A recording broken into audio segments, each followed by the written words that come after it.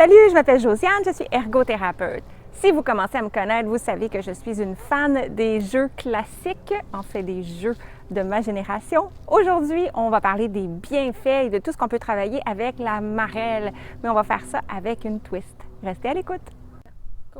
La marelle, parfois appelée palais, est un jeu très ancien qui se jouait déjà au Moyen Âge et le jeu consiste essentiellement à dessiner un parcours numéroté entre 1 et 9, le 1 représentant la Terre et le 9 représentant le ciel.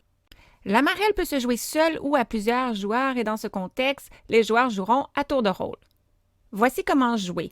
En débutant par 1, le joueur doit lancer un objet, un caillou souvent, dans le chiffre 1.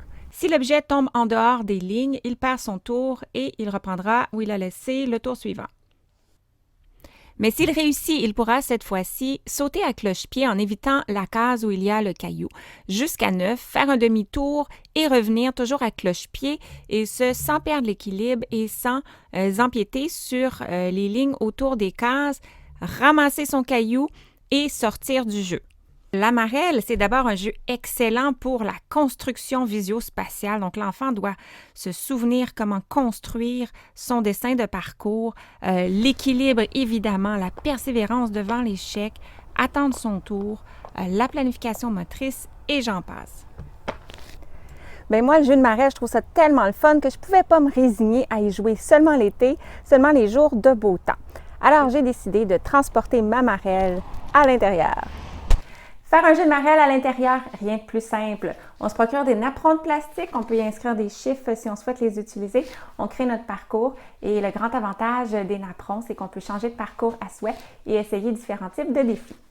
Et avec un peu d'imagination, on peut travailler beaucoup plus que des objectifs moteurs en fonction des besoins des enfants qu'on veut aider. Jetez donc un coup d'œil à mes jeux de marelle, des émotions et de la conversation. Dans mon jeu de marelle des émotions, j'ai troqué mes chiffres pour des expressions faciales. Donc, on saute à 2 pieds et quand on arrive à cloche-pied sur un visage, on imite l'expression faciale ou on dit une phrase dans l'intonation qui va avec l'expression faciale ou toute autre capacité que l'on souhaite travailler en lien avec les émotions. Dans un même ordre d'idées, dans mon jeu de marelle de la conversation, si vous travaillez le langage, quand on arrive sur un cercle de couleurs, on peut poser une question, faire un compliment, un commentaire, raconter quelque chose. Et attention, il faudra rester en équilibre sur un pied jusqu'à ce qu'on ait fini de parler. En conclusion, je suis certaine que vous serez d'accord avec moi, la marelle, c'est un excellent jeu autant à l'extérieur qu'à l'intérieur. Voilà, c'est tout. J'espère que vous avez bien sauté. Et si vous aimeriez des idées de différents parcours qu'on peut faire avec la marelle, autant à l'intérieur qu'à l'extérieur, j'ai préparé un aide-mémoire. Vous pouvez venir le chercher sur mon site web. Et nous, on se retrouve la semaine prochaine pour continuer à parler d'ergothérapie. Bonne semaine!